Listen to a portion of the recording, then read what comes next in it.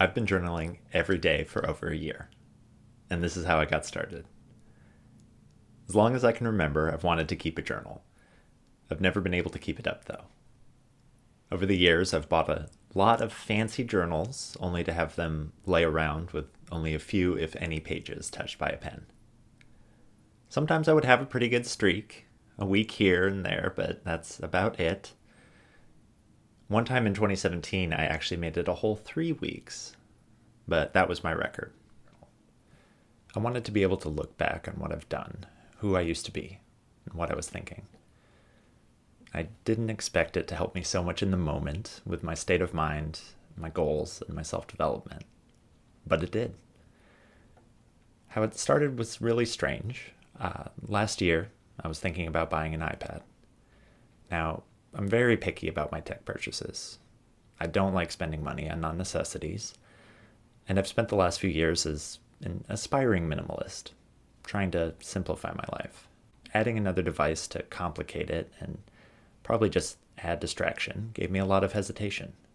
Still, it did appeal to me, mostly because I do a lot of photography, and being able to edit photos reasonably well in the field without lugging around my laptop seemed like a dream. A quick side note. I know this is the epitome of a first world problem, but I'm a firm believer in working on first world problems. I'm an optimist about humanity. I think we're going to keep advancing and growing, and if I'm right, very soon we're going to have billions more people experiencing first world problems. So, as someone who experiences these problems now, figuring them out is not wasted energy. And the root of this problem, overconsumption, is a serious first world problem. So there. Now, back to the story. I was really conflicted about it, so I decided to write out a good old pros and cons list. As I started typing it out, I was able to sort through some of my thoughts about it.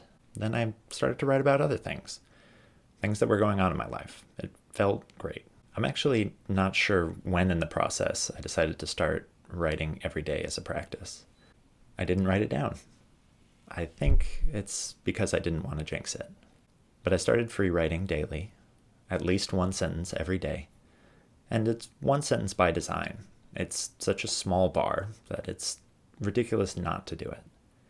And the small barrier for entry makes it much easier to get started. Once I start writing, I almost always get into it and write more. I've only had a handful of one-sentence days this past year. And I'm not at all embarrassed by those days. This was always about building a habit, not writing as much as possible. And the other thing I did was do it every day.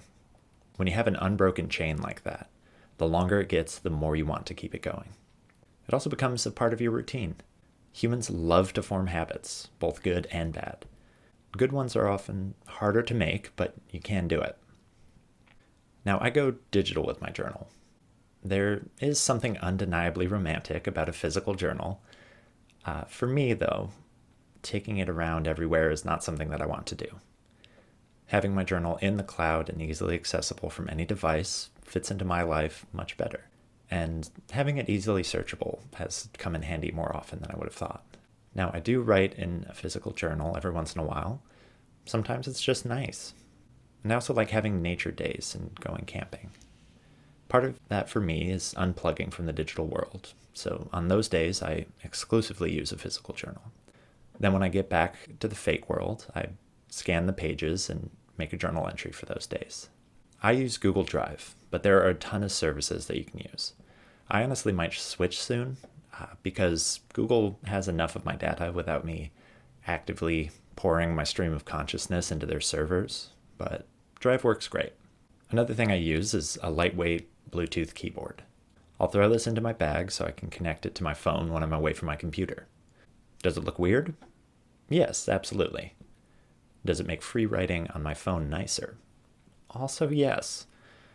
I've done many an entry with my thumbs, but when I have the keyboard, it's nicer. Don't feel like you have to get one, but if you only have a smartphone, you can get one of these for pretty cheap, and I think it's worth it. This is my workflow, but if you want to start free writing, try some different stuff.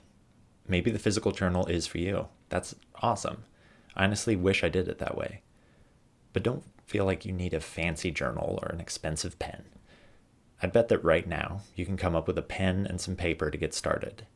And spending money so your future self will take goals seriously doesn't work. If it did, I feel like more people would actually use their gym memberships. Just get the habit started however you can. The two biggest tips that I have for getting started and following through are: 1, keep the barrier for starting small, just a sentence a day. And 2, do it every day.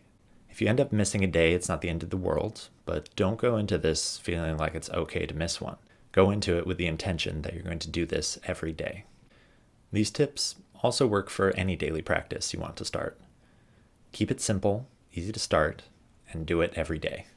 After I had been writing for a while, I successfully added more daily practices with these same principles. But I'll save those stories for another day. Trapezoidal Drift is also a podcast and a blog, if either of those are your thing. Search for Trapezoidal Drift wherever you get your podcasts, or go to trapezoidaldrift.com. Next time, I'll be going over the benefits I've found from journaling every day for over a year. Thank you. I hope your day's going great. Oh, I never did end up getting that iPad. I might someday, though. I'm still conflicted about it.